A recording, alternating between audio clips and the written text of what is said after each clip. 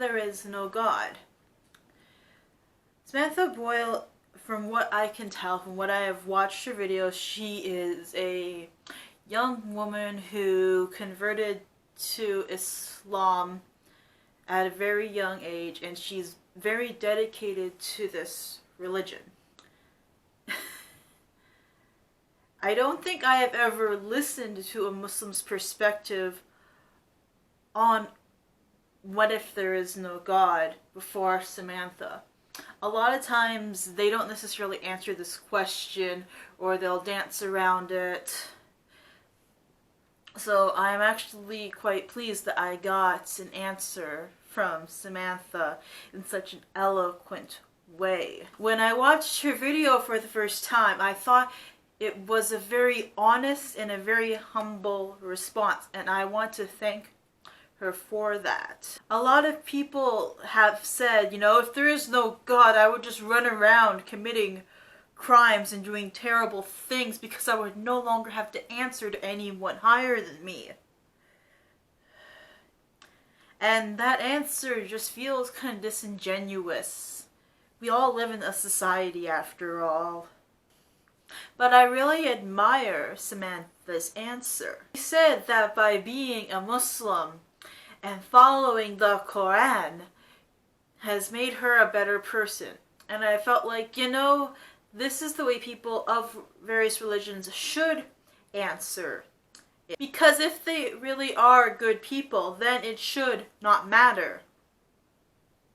So I decided to write a comment on her video, and it said, as an atheist, this is the most grounded and most sincere answer I've ever heard from a believer. And you know what? Samantha hearted it. She gave me a like, personally.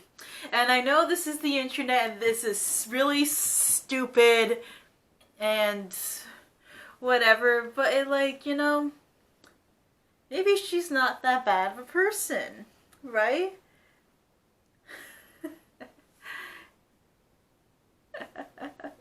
I don't know.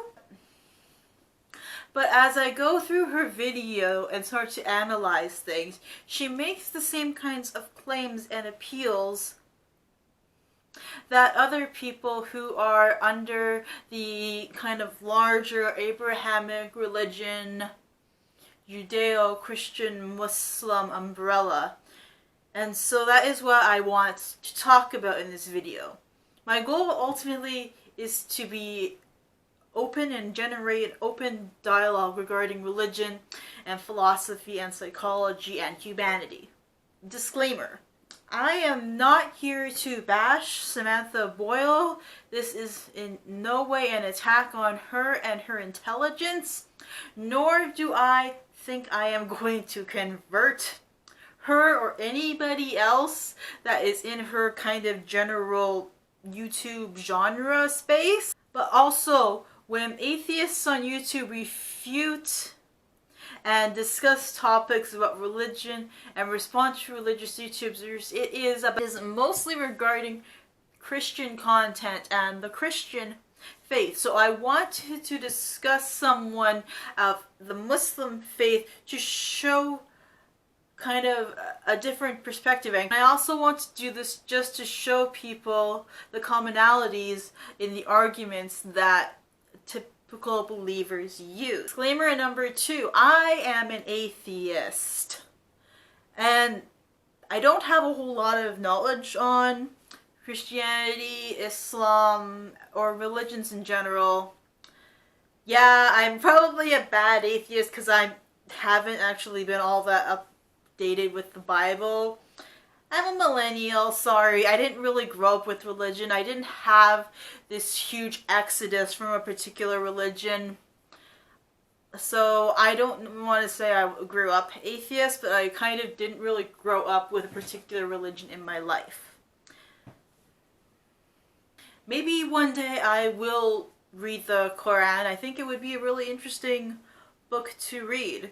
And maybe I would like to read the Bible or some other religious books in general. But I also think that they are a long way down in a stack of hundreds upon hundreds of books that I would love to read, and I don't know what to say.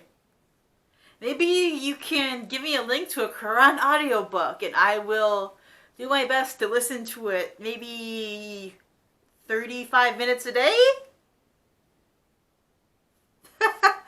So I mostly want to talk about the arguments that she uses and not critique the religion or her knowledge on the religion itself.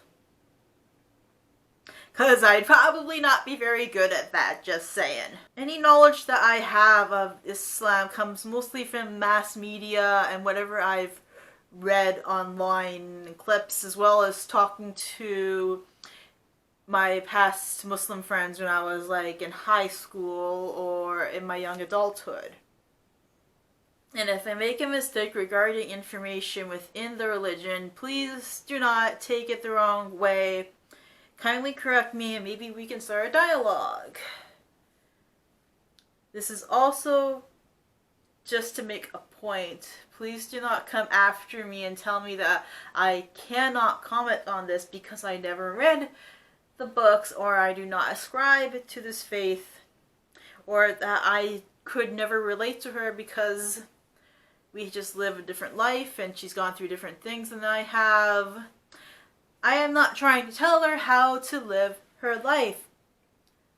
I just want to review her points and start a dialogue, hopefully.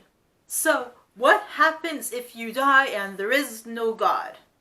What happens if you die and you find out that there is no God? The way she words this question is very strange to me. It's almost as if she is setting this up for a more personal answer. She is setting it up for this question to be more personal than it actually needs to be.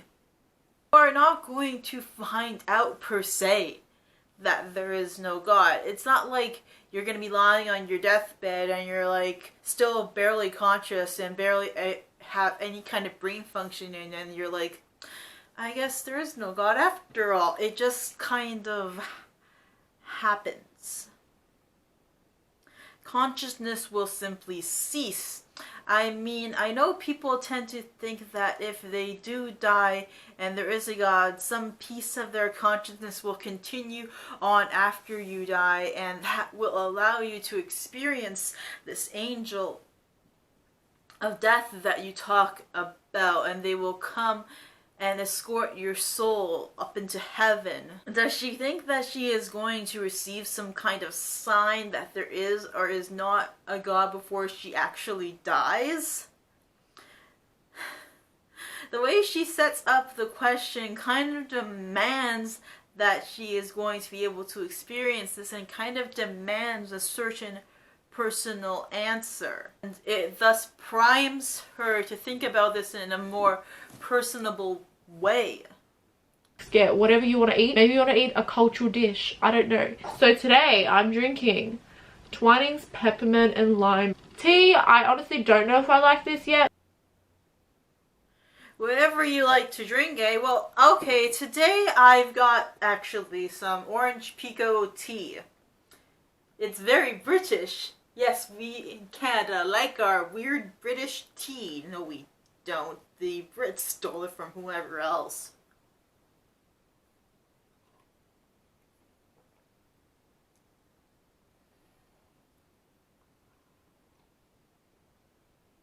Now, could I put some liquor in my tea, Samantha, while I'm talking to you? How about I make this into a drinking game?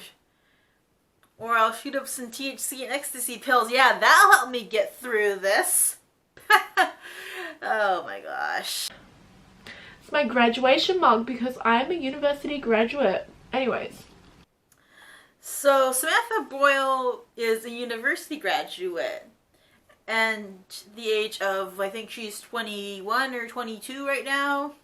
So she's obviously very proud of her accomplishments. I am curious as to what her degree is actually in. I don't know if she actually mentions it in any of her videos. Maybe I should do some sleuthing If this video gets anywhere, I'll find out eventually.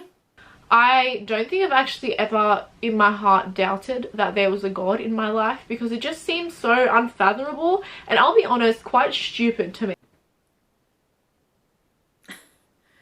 So she thinks it's unfathomable and stupid for there to be no God. If I made this a drinking game for theist cliches, I would have already taken 2 drinks by now. But I'd rather not do that. So when you say that there has to be a God, or the idea that there is no God is absolutely stupid, when you look at all the universe and all this complexity and the complexity of life and planets and stars and butterflies and humanity, it couldn't have arisen from blind chance or the way the world works. Basically, what you are saying is, I don't understand the way the world is.